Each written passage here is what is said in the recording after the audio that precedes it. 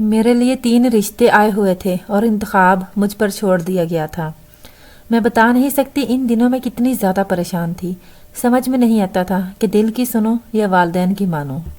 رشتے تو اصل میں 2 ہی والدین کی نظر میں تھے۔ تیسرے رشتے کو میرے بے شمار آنسوؤں کی برسات کے باعث زیر غور لانا پڑا تھا۔ پہلا رشتہ اپنے گھر کا تھا، یعنی چچا زاد ارشد کا۔ بچپن میں ہی ارشد کے والد وفات پا گئے، تبھی اس کی ماں کی دوسری شادی کر دی گئی اور یہ بیچارہ یتیم لڑکا رشتہ داروں کے در پر دھکے کھا کر پلا تھا۔ اس نے اپنی محنت سے تعلیم حاصل کی، کوئی سفارش نہ تھی اس لیے اچھی نوکری نہ مل سکی۔ ایک مقامی کمپنی میں ملازم تھا، آمدنی بھی قلیل تھی۔ شکل و صورت اچھی تھی، ذہین اور شریف تھا، اس کے سوا اس میں اور کوئی خوبی نہ تھی۔ بچپن میں یتیم ہو جانے کے باعث خاندان بھر میں کسی کے دل میں اس کے لیے جگہ نہ تھی۔ بس پھپھو کا رونا دھونا اور ابا جان کے آگے دوپٹہ پھیلا کر التجا کرنا کہ یتیم ہے، مرحوم بھائی کی نشانی ہے، تم اس کو گلے سے لگا لو، تم نہ خیال کرو گے تو اور کون اس کو عزت دے گا، اس غربت میں کون اس کو اپنا داماد بنائے گا۔ ابا جان نے پھپھو کا دل رکھنے کو اس رشتے کو ملحوظ خاطر رکھ لیا، ورنہ سبھی جانتے تھے کہ ارشد کا 1% بھی چانس نہیں ہے۔ دراصل پہلا نمبر تو مجیب کا تھا۔ یہ ایک نہایت کامیاب اور دولت مند تاجر تھا، بیرون ملک بہت بڑا تاجر تھا۔ 1 ماہ کے دوران 2 بار باہر کے ملکوں میں آنا جانا رہتا تھا۔ مجیب بہت خوبصورت تھا، بہت سی اور خوبیاں بھی اس میں تھی۔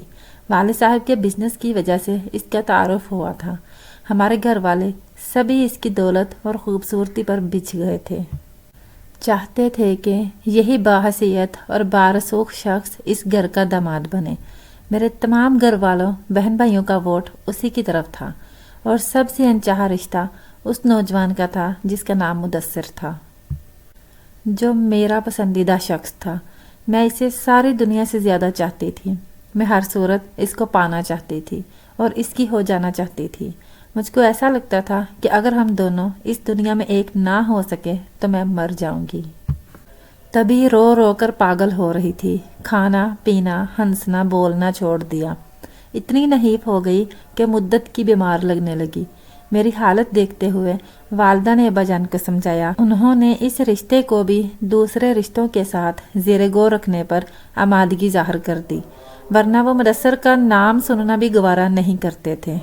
جب کئی رشتے میں نے مدثر کی خاطر ٹھکرا دیے اور رشتے آنا بند ہو گئے تو ابا نے دھمکی دی کہ اگر فلزا نے شادی کے لیے ہاں نہ کی تو وہ خودکشی کر لیں گے اور مجھے بھی گولی مار دیں گے۔ فلزا کو ان تینوں رشتوں میں سے کسی ایک کا انتخاب 15 دن میں کر کے مجھے بتانا ہوگا۔ انتخاب تو میں کر چکی تھی، مدثر بھی راضی تھا، مگر وہ اب بھی شرط سے ہچکچا رہا تھا کہ پہلے اس کے والدین ہمارے گھر آ کر رشتہ طلب کریں۔ محض لڑکے یا اس کے کسی اور رشتہ دار کے رشتہ طلب کرنے پر ابا جان اپنی لڑکی کا ہاتھ اس کے ہاتھ میں نہیں دے سکتے تھے، اور مدثر کا یہ مسئلہ تھا کہ اس کا نکاح اس کی چچا زاد سے بچپن میں طے ہو چکا تھا اور وہ مجھ کو اپنی یہ مجبوری کالج کے زمانے سے ہی بتا چکا تھا۔ پھر بھی میرے دل نے اسی کو قبول کیا اور اپنا سب کچھ مانا، کیونکہ میں فرسٹ ایئر سے ہی اسے اپنے من میں بسا چکی تھی۔ وہ گاؤں کا رہنے والا تھا اور شہر میں پڑھنے آیا ہوا تھا۔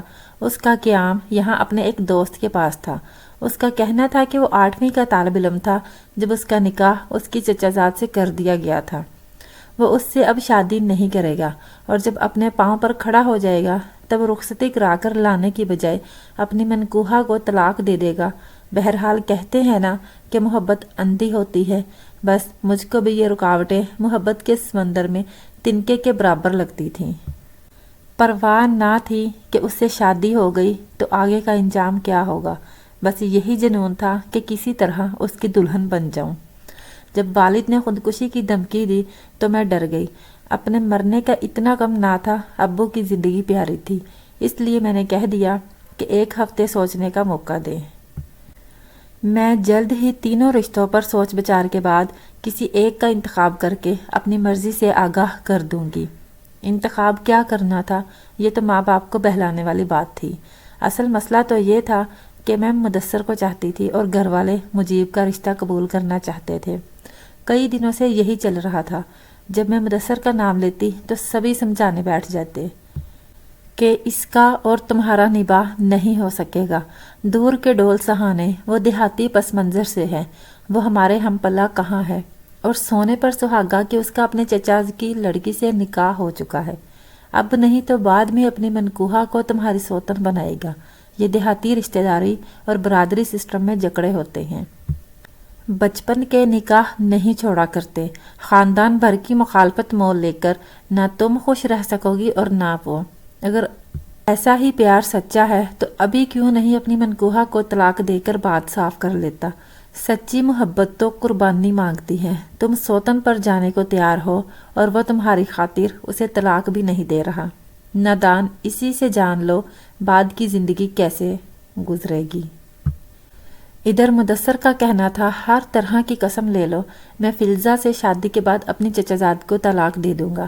ابھی اس لیے نہیں دے سکتا کہ والدین اور چچا میں زمین کا جھگڑا چھڑ جائے گا تو میرے یہاں شادی کھٹائی میں پڑ جائے گی۔ ساری برادری ایسی دشواریاں کھڑی کر دے گی کہ میری شادی ناممکن ہو جائے گی۔ ابھی خاموشی سے شادی کرنے کے بعد جب فلزہ کو دلہن بنا کر لے جاؤں گا تو چچا اور چچی خود بخود طلاق کا مطالبہ کریں گے۔ ابھی میرے لیے بچپن کے اس نکاح سے جان چھڑانا آسان ہو جائے گی۔ جب مدثر یہ سب باتیں کر کے میرے گھر والوں کو قائل کر لیتے تو آخر میں امی سینہ کوٹ کر کہتی، ہائے ہائے، یہ کیسی سنگ دل لڑکی پیدا ہوئی ہے۔ اپنی جیسی ایک عورت پر ظلم ڈالتے ہوئے اس کا کلیجہ نہیں کانپتا۔ اس غریب لڑکی کی ہائے پڑے گی تو یہ بھی کہاں سکھی رہ پائے گی۔ کسی کی سیج پر پاؤں رکھنا کوئی آسان بات تھوڑی ہے۔ تب میں ساری باتیں سن کر پوری جان سے لرز جاتی اور کچھ نہ سوچتا تو رونے بیٹھ جاتی۔ 6 دن گزر گئے۔ ابا جان کو 7ویں دن فیصلے سے آگاہ کرنا تھا، گویا یہ کہنا تھا کہ اچھا بابا، جس سے شادی کر دو۔ مدثر میں تو آپ لوگوں کو 100 عیب نظر ہی آتے ہیں۔ کل کلاں آپ لوگوں کے قیاس سچے ثابت ہو گئے تو مجھے پھر کب اپنے گھر آنے دو گے؟ پتا تو تھا کہ ارشد کو یہ لوگ اس قابل نہ جانتے تھے کہ داماد بناتے۔ اس کے حق میں فیصلہ کرنے سے بھی نروس ہو جاتی تھی۔ ادھر پھپھو تھیں کہ حسرت سے ٹکر ٹکر میری جانب دیکھے جاتی تھیں کہ جو ہی میرے لبوں سے ارشد کا نام نکلے وہ بڑھ کر مجھے اپنے سینے میں بھینچ لیں۔ ان کی حالت دیکھ دیکھ کر رحم آتا تھا۔ اس رات میں خوب جی بھر کر روئی اور روتے روتے سو گئی۔ خواب میں دیکھتی ہوں کہ ایک 2 منزلہ مکان کی پہلی منزل پر مجیب کھڑا مجھے اپنی طرف بلا رہا ہے، پھر ایک دم اس کی شکل بھیانک ہو جاتی ہے۔ وہ بلا بن کر میری طرف جھپٹتا ہے، میں بچ کر بھاگتی ہوں۔ اتنے میں دیکھتی ہوں کہ ایسے ہی وہاں مدثر کھڑا ہے۔ میں اس سے کہتی ہوں کہ مجھے بچا لو، نہیں تو یہ بلا مجھے اٹھا لے جائے گی۔ وہ کہتا ہے میں تم کو ضرور بچا لیتا، لیکن میرا وقت پورا ہو چکا ہے اور مجھے جلدی جانا ہے۔ وہ دیکھو میری سواری آ گئی ہے۔ اتنے میں کیا دیکھتی ہوں کہ ایک سفید سا گولا آسمان سے اترتا ہے جیسے چاند ہو، اور مدثر اس میں بیٹھ جاتا ہے، اور پھر یہ خوبصورت گول کی گیند آسمان میں گم ہو جاتی ہے۔ تبھی سامنے ارشد کی شکل نظر آتی ہے۔ اس کے ہاتھ میں پھولوں کا ہار ہے اور وہ آگے بڑھ کر ہار میرے گلے میں ڈال دیتا ہے اور میرا ہاتھ پکڑ کر کہتا ہے، اب تم کو میرے ساتھ ہی چلنا ہے، اسی میں بلائی ہے۔ تبھی میری آنکھ کھل جاتی ہے۔ جب میں بیدار ہوئی تو فجر کی اذان میرے کانوں میں پڑی۔ عجیب سا خواب تھا۔ تمام پسینہ، پورا جسم پسینہ پسینہ ہو رہا تھا۔ میں بالکل بے جان سی بستر پر پڑی تھی۔ ایسا لگتا تھا اتنے دنوں کی پریشانی کا حل خدا نے خود ہی بتا دیا۔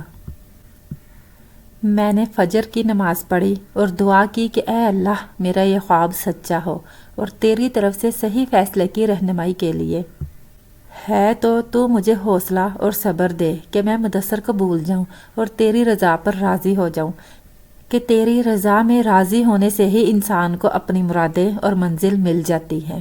مجھ کو اب سکون چاہیے اور کچھ نہیں چاہیے۔ سکون پا لینا ہی میری منزل ہے۔ میں نے رو رو کر یہی دعا کی اور آنکھیں بند کر کے لیٹ گئی۔ 1 گھنٹہ اسی عالم میں پڑی رہی۔ رفتہ رفتہ مجھ کو محسوس ہوا کہ میری سوچنے سمجھنے کی قوت واپس آ گئی ہے اور مجھ کو سکون آتا جا رہا ہے۔ اتنے میں پھپھو میرے لیے ناشتہ لے کر آئیں اور بولی، بیٹی غمزدہ نہ ہو، جو تو فیصلہ کرے گی ہم کو منظور ہوگا۔ ہم بس تجھے خوش دیکھنا چاہتے ہیں۔ اگر تم ارشد کو پسند نہیں کرتی تو کوئی بات نہیں، مگر میں دیکھ رہی ہوں کہ تم کئی دنوں سے مرجائی مرجائی رہنے لگی ہو۔ اپنے دل کی بات مجھ سے کہو، میں تمہارے والد کو سمجھا دوں گی۔ میں نے بے اختیار پھپھو کا ہاتھ پکڑ کر لبوں سے لگا لیا کہ ان ہاتھوں سے وہ میرے لیے ناشتہ بنا کر لائی تھی اور مجھے پریشان دیکھ کر تسلی دے رہی تھی۔ میں نے کہا، ہاں پھپھو، میں آپ کو اپنے دل کی بات کہتی ہوں۔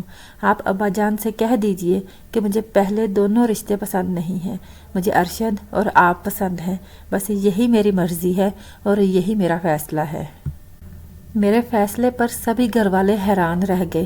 ان کا خیال تھا کہ مدثر کے مقابلے میں اب بھی اگر میں کسی کا انتخاب کروں گی تو وہ مجیب ہوگا۔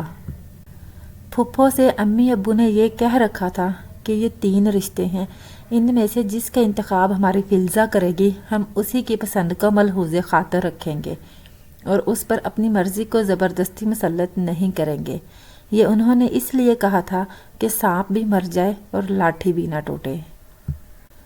اماں کے تو پاؤں زمین پر نہ ٹکتے تھے اور میری حالت ایسی تھی جیسے میں زندوں میں اور نام مردوں میں۔ دلہن بنا دو کہ کفن پہنا دو، ایک ہی بات تھی۔ اماں اور ابا ہاتھ مل کر کہہ رہے تھے، اپنے نصیب کو لات ماری ہے اس نے، دولت مند کو ٹھکرا کر معمولی ملازم کو چنا ہے۔ ہماری بیٹی بھی کیا عقل مند ہے، بیوہ پھوپھی کے گھر کیا سکھ پائے گی، اپنا ہی کلیجہ کھائے گی اور نصیبوں کو روئے گی۔ چلو یہ بھی ٹھیک ہے کہ مدثر سے پیچھا چھوٹا، ورنہ تو سوتن کو بھی برداشت کرتی، اس کی شادی اس کی مرضی۔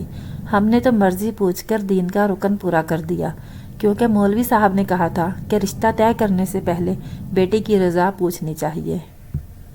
کیسی شادی ہوئی، اس وقت تو یوں لگتا تھا جیسے میت اٹھ رہی ہو۔ سبھی خاموش خاموش، گھر میں رونق اور نہ گھر والوں میں کوئی جوش و خروش۔ میں بھی مردہ سی تھی، لیکن کیا بتاؤں اس فیصلے میں کتنی بلائی پوشیدہ تھی۔ آج میں ارشد سے شادی کر کے بے انتہا خوش اور سکھی ہوں۔ وہ ترقی کر کے ایک بڑے آفیسر بن گئے ہیں، نیک چلن ہے اور پھپھو بھی ایک ماں کی طرح میرا خیال رکھتی ہیں۔